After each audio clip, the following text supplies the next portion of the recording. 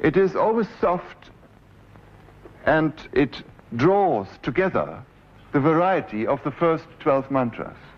We play now, please, only the repeated notes.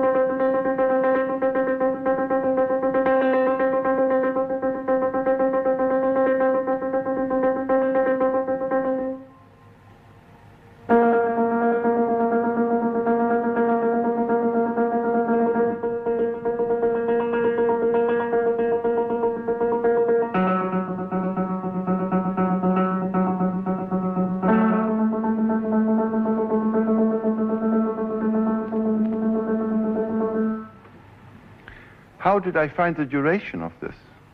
It is nothing but the sum of all the 12 mantras, the first mantras, added up to here, and then subdivided proportionately into the durations that are given in the mantra itself.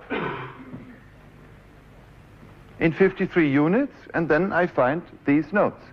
Now this is, if I can say, the structure of the bones of the entire first section, and on top you will hear now the individual mantras. The first one you have heard at the beginning, we don't need to play it again. The second one, of duration 27, here is indicated as 3, which means in the mantra itself there is a chromatic order. You know that from A to G sharp. A is number 1 as a note. Then the next higher note, A sharp, would be number 2. The B is number 3. So the second note in the mantra is number 3. Then the next is C, which is here, is number 4 in the chromatic scale. The C sharp or D flat would be number 5, etc. Until G sharp is number 12 in the chromatic scale. Do you understand what I'm saying? I see a few faces that don't. I play it. That's quite important. Let's say I have here a chromatic scale. And I say this is 1. Then this is 2. Then this is 3. Then this is 4. This is 5. And this finally is 12. 1 to 12. Now, if I say the first note is 1, then the entire mantra, 53, the very first number, is named the number 1. The second note in the mantra is number 3 in a chromatic scale. And I have taken these numbers now for the expansion of the mantra itself. So which means the second mantra will have the expansion number 3. The third mantra will have the expansion number 12. The fourth mantra will have the expansion number 8. The next mantra will have the expansion number 9. And expansion, you know what I'm talking about. We have heard these expansions. Then the next mantra will have the expansion number 1, 2, 3, 4, 5, 6. The next mantra will have the expansion number 11, the G. The next one, expansion number 7. The next one, expansion number 5. And number 4, number 2, number 10, and number 1. That means 1 and 13 are identical. And we hear now these expansions. Please play now the expansion number 3, which is the second in the piece.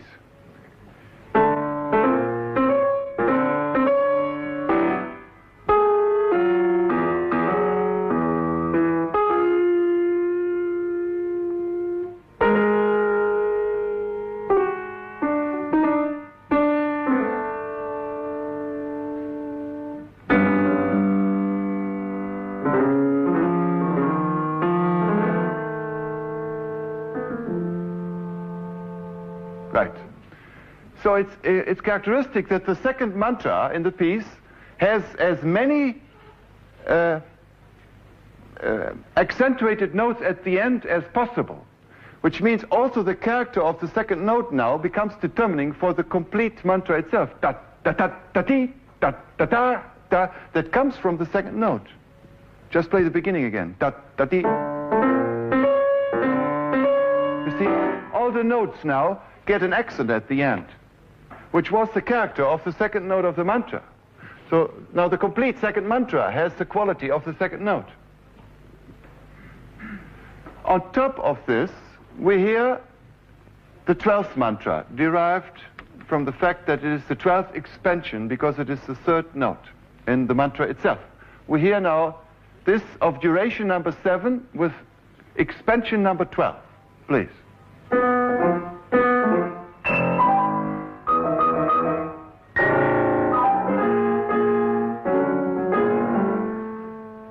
That's it.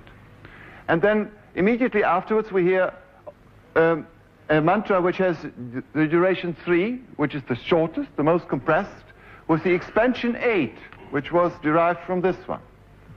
Please.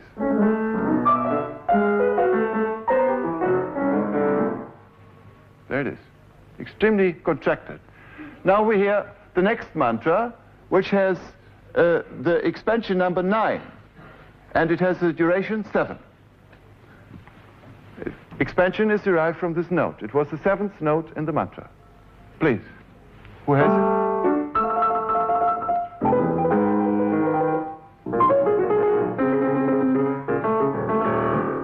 Did you hear? The tremolo determines this one, whereas the previous one, Romagno, could you play that again, the number 8? You hear? Yeah. Play it again.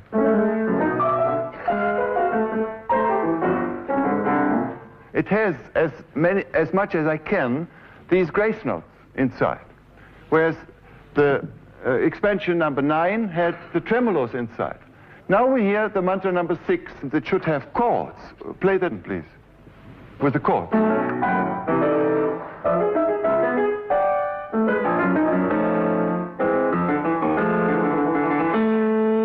It should become clear. Almost every note has a chord. Play it a little slower and emphasize the chords. They're always there. Chord, chord, chord. So it's filled with chords, which comes from here. The 6th note, or the 6th mantra up here.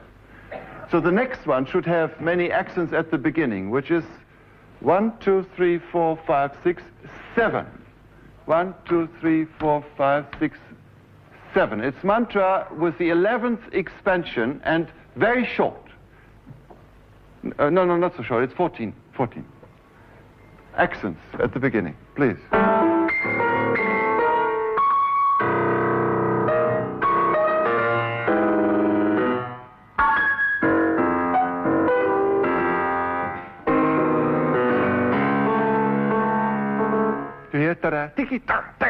Always the accent at the beginning. It comes from this note. So the entire mantra now has the character of the 7th note. It is the 7th in the order, and it had expansion number 11, like the 7th note was the 11th note in the chromatic scale. What I'm trying to show you is that everything unfolds out of one thing into a cosm, into a musical macrocosm. The next one is expansion number 7, which comes from this note. So there should be a lot of chromatic combinations, connections within this mantra. It has also the duration 14. Who has it?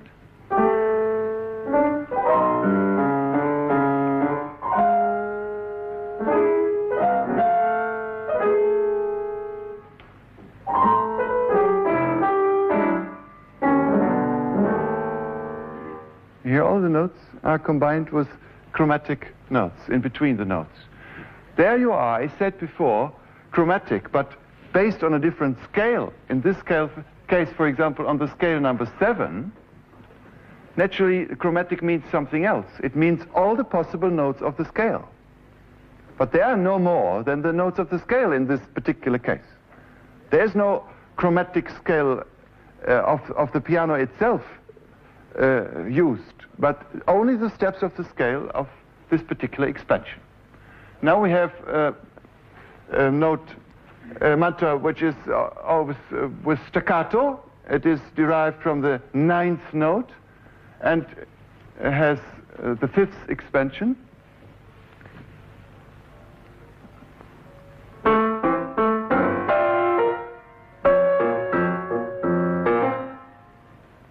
Staccato.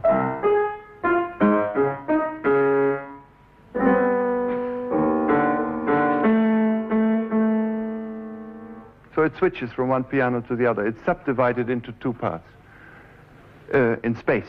And now we have the 10th note with irregular repetition, which is derived from this. Well, what is irregular repetition? The extreme of an irregular repetition is, for example, a Morse code. And if you would come to the rehearsals or to the concert, you would hear that at some point in the piece, there's a whole section all of a sudden where not only all the notes are irregularly repeated, but that actually the player opens a radio and uses a Morse code that he receives through a shortwave receiver, and you hear the which come all from these 2 notes. So there is a connection made to all sorts of irregular repetitions of the same note at all speeds, and always with the pitches that are given by the expansion of the mantra. We come now to mantra 4, expansion number 4, which is the... no, I said this. We must hear that first. 7, 8, 9, 10. Let me hear 10, which is 1, 2, 3, 4, 5, 6, 7, 8, 9, 10.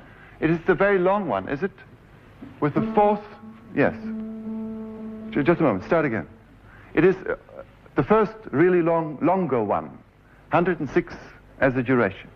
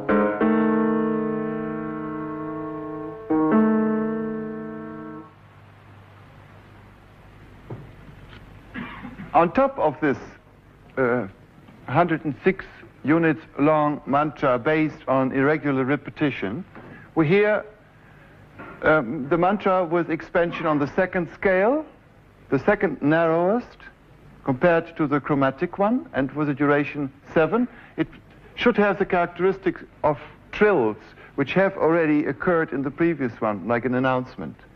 Please, we hear now this one. Number 2.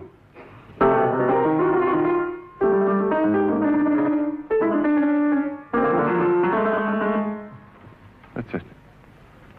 And now the last one in the first large cycle, which is mantra with expansion 10, based on this note here, which means we hear a lot of sforzatos. And it has the expansion corresponding to the G flat in relation to the A. Duration twice as long as the previous one, namely 14 units. Beautiful.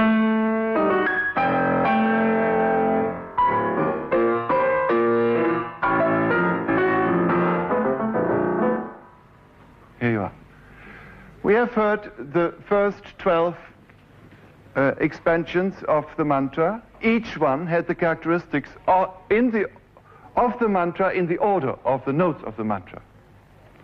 And I showed you just before these 12 expansions that underlaying as a unifying element, as I said, as the bone of this first region, we have heard the total mantra stretched out in repeated notes. Do you remember this? There was just one mantra going from piano to piano, very long, over the total time span of the first region, only with repeated note. And you hear now both together. So you hear the repeated notes underlying, plus the 12 first expansions of the mantra. I should say that each mantra in the first section starts with an A. You may have heard this. The A, which is the first note. Each section starts again with the A. Though the expansions are different, but they all start with an A and come back to an A as the first and 13th note of the mantra. When you hear now the beginning of this composition, then there's a very short element at the beginning. I said it is the shortest possible introduction in the history of music. And you will hear why. The mantra, as you know, has 4 limbs. In the beginning, you hear 4 chords. Please play the 4 chords. The 4 chords of the beginning of the piece. Thank you. 1, 2, 3, 4. And these 4 chords have the duration 1 plus 2 plus 3 plus 4, like also the first limb. Play again with the duration. And. Schluss. 1, 1, 2, 1, 2, 3, 1, 2, 3, 4. And the notes of these 4 limbs are nothing but the notes of the mantra of these 4 limbs verticalized. The first chord is, which is ya-da-dee-da, as a chord. The next one is these 2 notes. Yes, the next one is these 4 notes. Play them one after another, and together. And the last one is these 3 notes. One after another, together. So, all 4 chords. Thank you, and we are in the piece.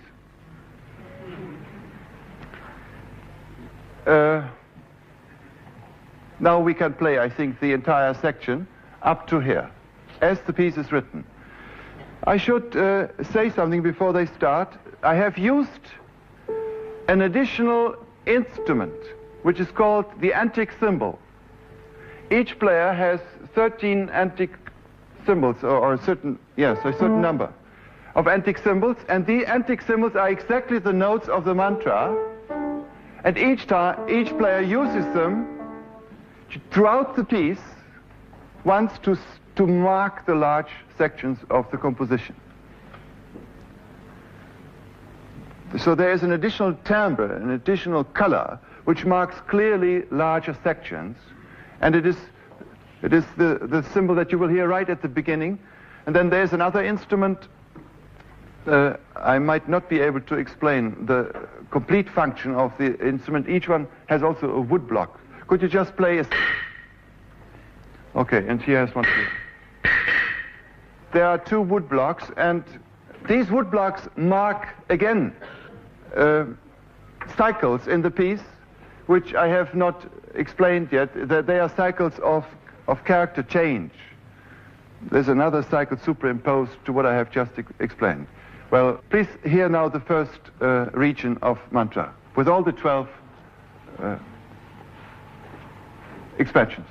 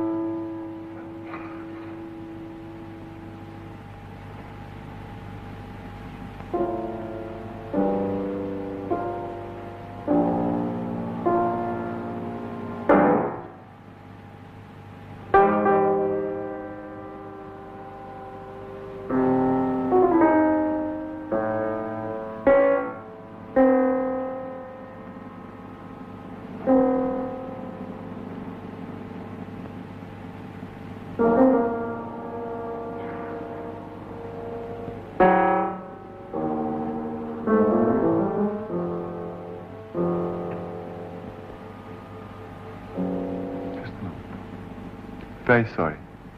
We have forgotten to put the modulation on because we won't play it again tonight. Do you have it on? But I don't hear it. Now I hear it. Yes. Yes. Well, there's something more. I say it only in one sentence, and then we first hear it, and then I explain. The sound of the pianos is modulated electronically. And it is modulated exactly with frequencies, with vibrations that correspond to the 12 notes of the mantra itself. Which means the entire first section in both players' parts is modulated with the first note itself. The further a note goes away from this frequency, which is what we call a mirror frequency, around which everything that is going into the modulator is mirrored upwards and downwards in frequencies. One hears the upper sums and the differences of the incoming signals, and the incoming signals themselves are suppressed, what concerns the output of these modulators. But we hear the piano sound in addition to the modulated sound. Yeah, play once the mantra itself. Aha, a little bit more the modulation. Yes.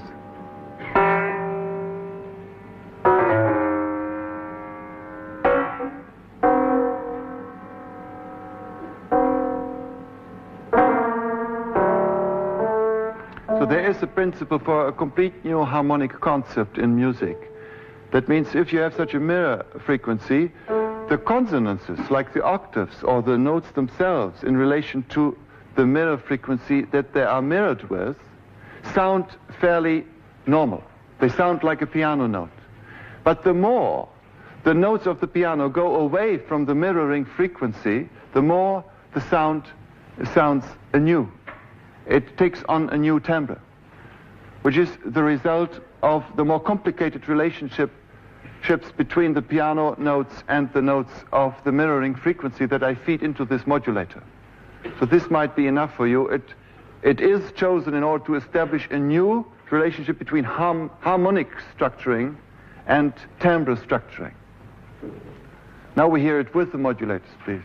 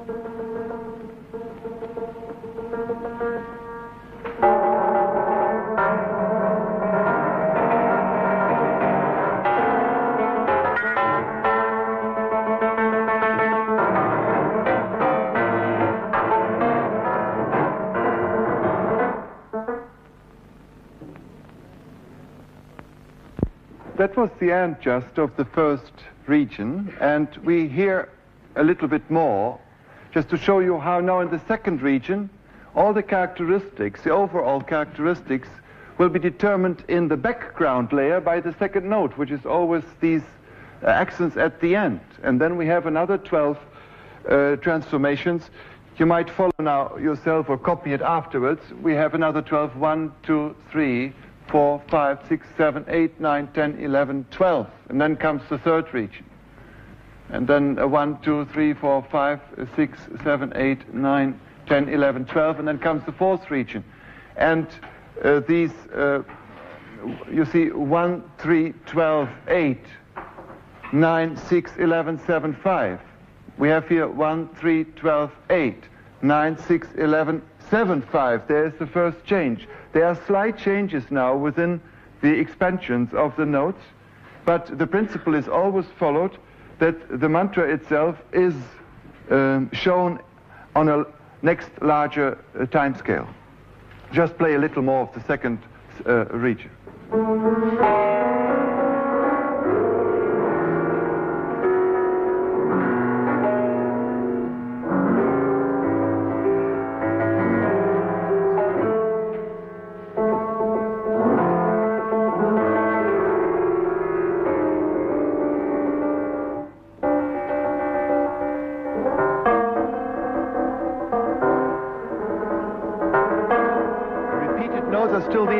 Long one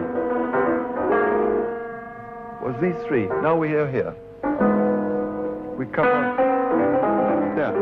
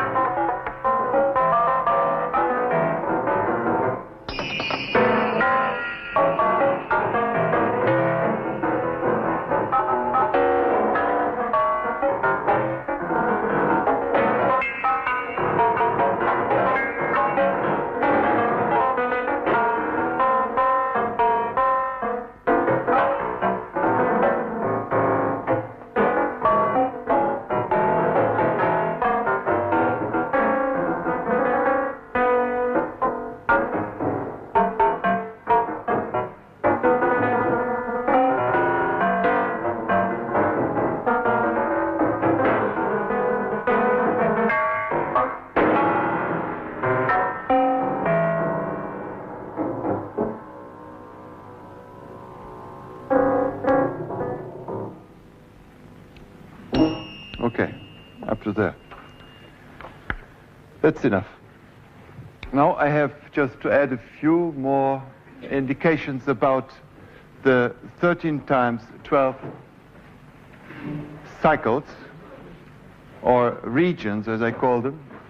Cycles is the right word, because cyclically it always repeats in the order of the notes of the mantra itself the expansions. I have drawn them here once more on the blackboard. Regular repetition, like in the mantra itself, which determines the whole first region. And the second region is notes with accents at the end, according to the second note of the mantra itself. The third one, normal notes, the third region. The fourth region was a lot of appoggiaturas, whereby these notes here, the number of these notes, vary.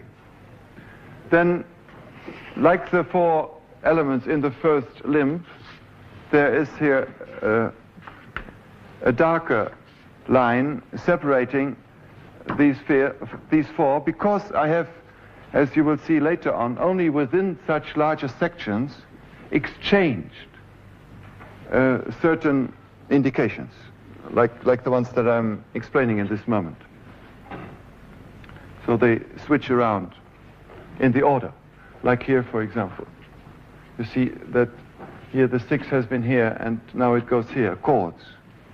Here's tremolo, chords, accent at the beginning. Then we have chromatic or scalar connection between the notes, staccato, morse, which is irregular repetition of the note, trill, sforzato, arpeggio. These are the 13 large regions of the piece. Number 1 here, we have heard these first 12 ones, each one having a different characteristic. You remember, we have played them all. Now the second region, which is here indicated with red number 2 as well, has almost the same like the number 1. We have first arpeggi, the mantra, which would be here this mantra, this one, 27 in duration. Then with arpeggi combined with regular repetition. Should actually be the other way around. Regular repetition and arpeggi I have added. Then accents at the end is the same normal note. Appoggiaturas. 9 as a character is now becoming chords.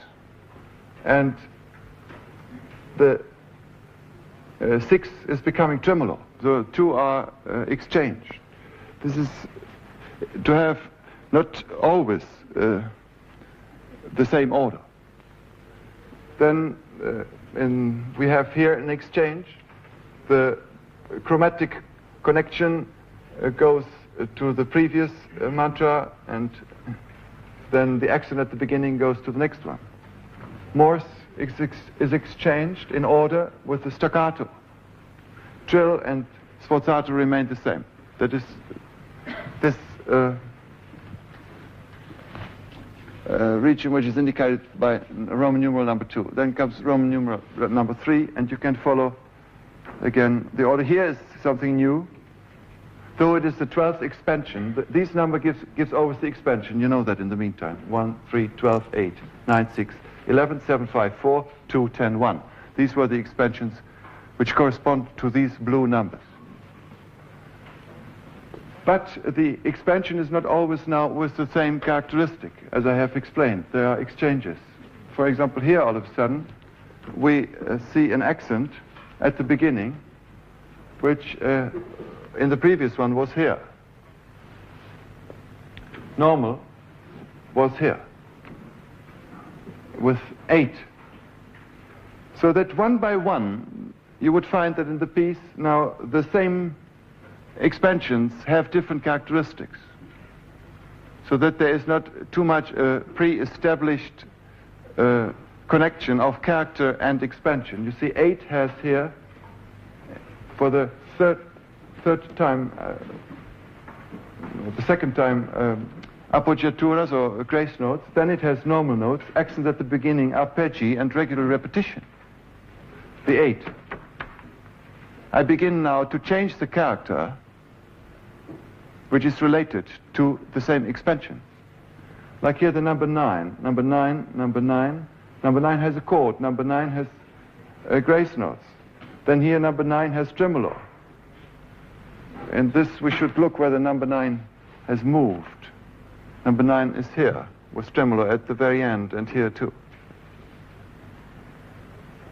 This had another reason. I first started writing everything out in the same order like in the beginning, but then I found out that, for example, a specific expansion would automatically have to be connected with the same duration sometimes.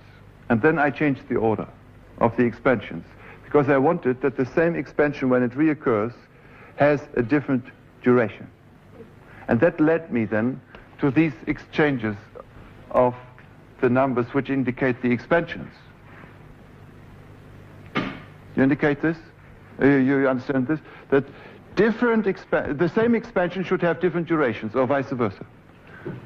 If one combines almost automatically here 2 different number orders, then one comes to solutions which give several times exactly the same combination. And in order to vary, then I change the number of the expansion, which is here the case. So we have 1, 3, 12, 8. Then here all of a sudden 1, 6, 12, 8. So the 6 goes instead of the 3, because here I would have to have a 3, but it would occur with the same duration, and I didn't want this, so I put a 6 in here. Because the 6 obviously also had occurred in this row with the same duration, and it was a good reason to exchange the 2, etc. So finally, you see the principle of varying more and more. I have only drawn it up to the 6th region. There are, as you know, 13 all in all. They would have to follow. I didn't need to copy this too, but you see the principle now. Increasing variation of the relationship between expansion and character. There's something that is not clear from this explanation is the following. Every now and then, after I had written out all these pre-established structural principles, every now and then I tried something out on the piano while I was composing. That was the second state. And then I got caught many times by what I heard, what I tried out. And I call these excursions, musical excursions, or in another context I have called them insertions. For example, I remember once I was trying, where is that, 205? 205. I mean the measures now. There was one evening, I remember a structure which I had to compose, which was like this. And it came with, excuse me, what is it? Yes. That was it. And I had a determination of durations which was too fast for these intervals. So I thought, what can I do? I was trying out with these pitches.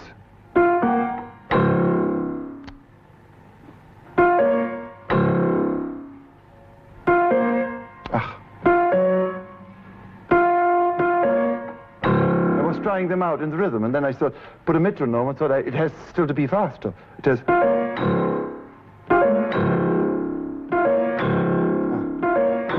I thought, they are going to make notes, and after a while I thought, what shall I do?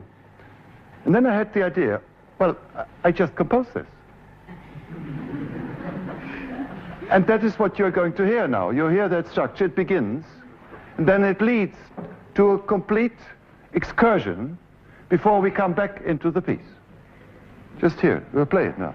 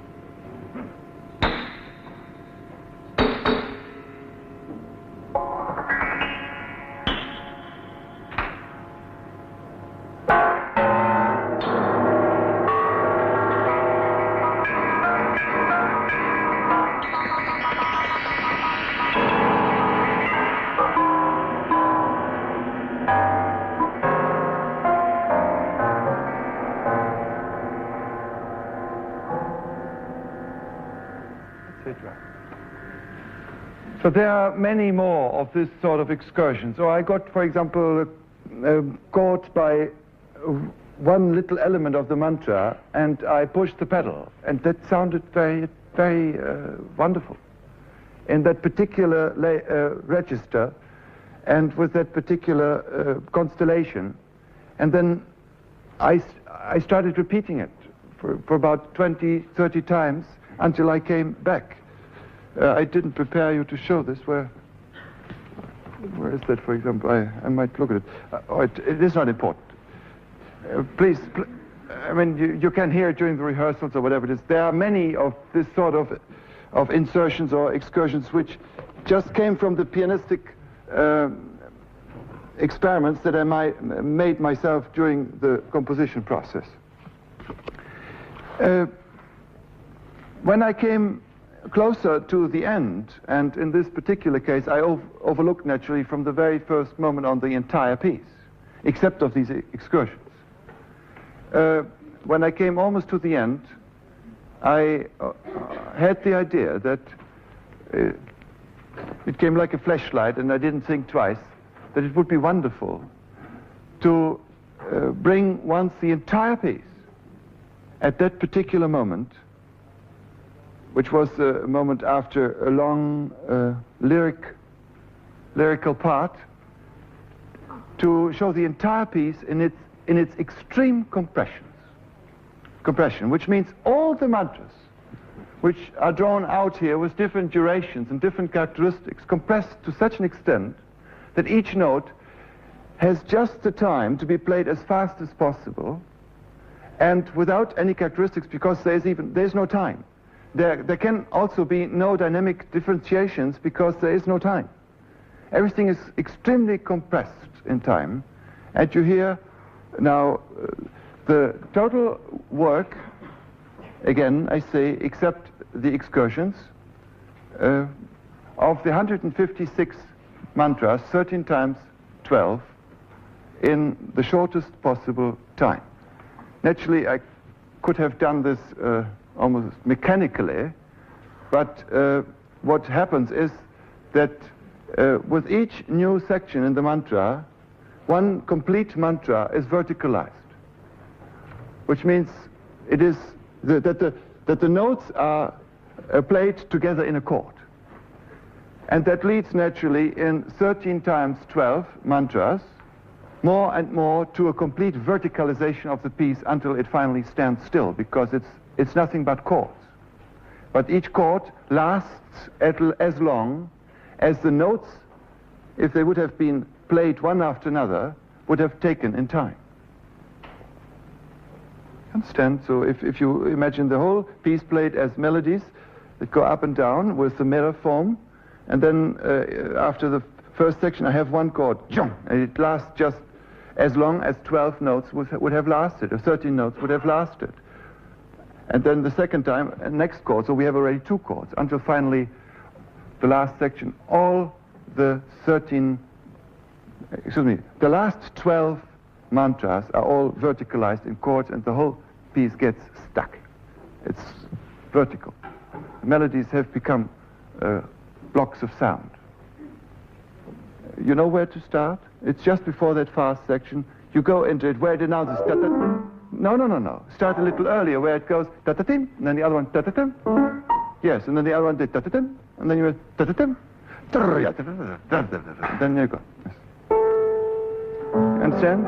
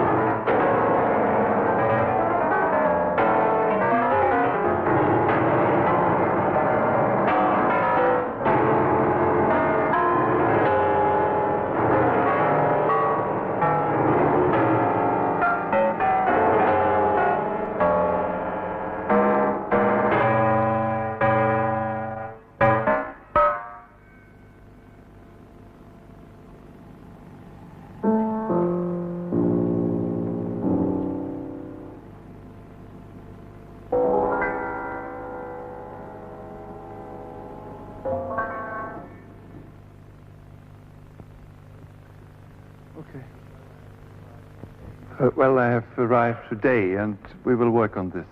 And a little bit.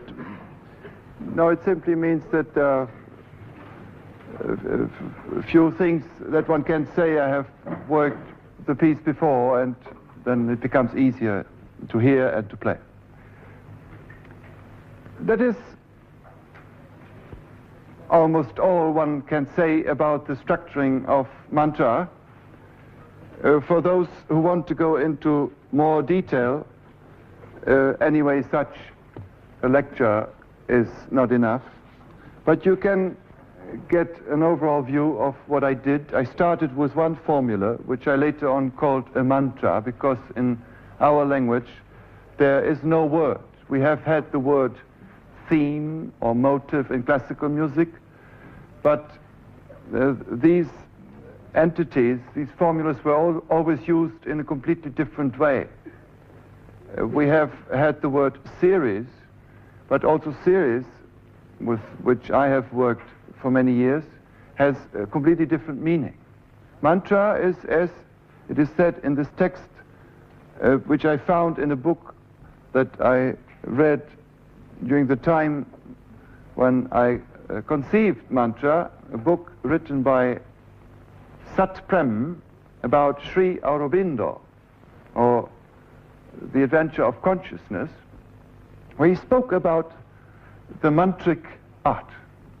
And I quoted it simply because I found these were the best words to express what I had done. I had many other words in mind before, and I discussed them with friends. And when I came up with the word mantra, most of the people that I asked back, what does it mean? They did not know what it means. They had heard a little bit about mantras in India, and about the fact that certain words are given by masters to pupils to repeat these words, but none of us really has a clear education in mantric technique, which is a very precise technique. And only later I became more familiar with this technique. I consider this formula, which is a microcosm that has led to a macrocosm which lasts over 63 minutes without a break, which is a very long duration in our tradition of music, in our context here in the West. I called it mantra. Just look at a few phrases that I'm referring to.